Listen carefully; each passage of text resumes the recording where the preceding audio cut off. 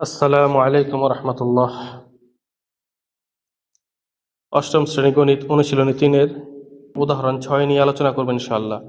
প্রশ্নটি হলো, একটি আয়তাকার ক্ষেত্রের দৈর্ঘ্য 40 মিটার এবং প্রস্থ 30 মিটার 30 সেন্টিমিটার। ক্ষেত্রটির ক্ষেত্রফল কত? এর হচ্ছে প্রশ্ন। আমরা সমাধান করব। সমাধান লিখে একটি চিত্র আগে এঁকে নিই। আয়তাকার বলছে, আয়তাকার।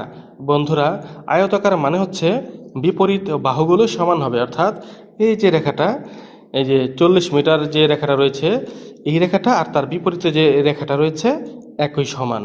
আবার 30 মিটার 30 সেন্টিমিটার এই যে বাহুটা রয়েছে, এটা যতটুকু তার এই যে বিপরীতে রয়েছে এটা এক সমান, অর্থাৎ বিপরীত বাহুটা সমান হবে, বিপরীত বাহুটা সমান হবে। এটা হচ্ছে এখানে আয়তাকার।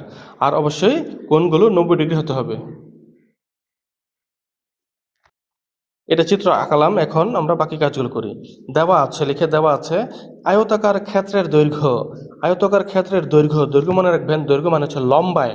আয়তাকার ক্ষেত্রের দৈর্ঘ্য হচ্ছে 40 মিটার এবং প্রস্থ হচ্ছে 30 মিটার 30 সেন্টিমিটার। এখন কি করব, 30 মিটার 30 সেন্টিমিটার, এই যে সেন্টি আর মিটার দুইটা দুই একক, এটাকে একত্রে মানে এক একক বানাবো। তাহলে কি করব, 30 লিখবো, লেখার পর এই যে 30টা রয়েছে এই 30 উপরে লিখে নিচে 100 দিব। কেন দিব? আমরা সেন্টিমিটারকে মিটারে বানাচ্ছি। সেন্টিমিটারকে মিটার বানাতে গেলে 100 দিয়ে ভাগ করতে হয়। যেহেতু 30 সেন্টিমিটার, এই 30কে মিটার বানাবো, এই জন্য 100 দিয়ে ভাগ দিলাম। ব্র্যাকেট দিয়ে বাইরে মিটার লিখবো। লেখার পর এখন কাজ হচ্ছে, এই 30 ঠিকই থাকবে, আর এই উপরের 30কে এই নিচে 100 দিয়ে ভাগ করলে কি হয়, 0.30 0.30। ক্যালকুলেটরে হয়তো এই 0.3 ডান পাশে 0টা লেখা থাকবে না, তো দেওয়া যে কথা না দেওয়া কি কথা, কোনো সমস্যা নেই। তো 0.30 এটা মিটার, এত মিটার হবে। তারপর হচ্ছে যোগ, এই 30 যোগ 0.30 যোগ দিলে কত হয়, 30.30। এই দশমিকের ডান পাশে একেবারে যে 0টা রয়েছে সেটা না দিলেও কোনো সমস্যা নেই। তাহলে 30.30 মিটার।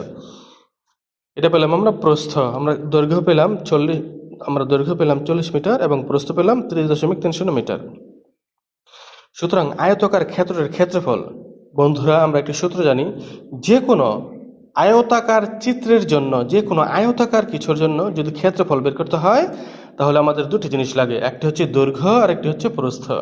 আমরা পেয়েছি দৈর্ঘ্য 40 মিটার এবং প্রস্থ পেয়েছি 30.30 এটা মিটার পেয়েছি। এখন দুটাকে গুণ দেবো, গুণ দিলে কি হয়, এই দুটো গুণ দিলে হবে বর্গ মিটার। ক্ষেত্রফল যখনই বের করবো তখন বর্গ মিটার লিখতে হয়। এবার এই দুটিকে গুণ দিলে হয় 1212 বর্গমিটার, 1212 বর্গমিটার। এটাই হচ্ছে ক্ষেত্রফল। ক্ষেত্রফল হচ্ছে বন্ধুরা এই যে জায়গাটুকু রয়েছে না, এখানে এই যে চিত্রের মধ্যে জায়গাটুকু রয়েছে, এই জায়গার মধ্যে কি পরিমাণ জায়গা রয়েছে, উপরিভাগে কি পরিমাণ জায়গা রয়েছে, সেই জায়গাটা হচ্ছে ক্ষেত্রফল। উত্তর হবে 1212 বর্গমিটার।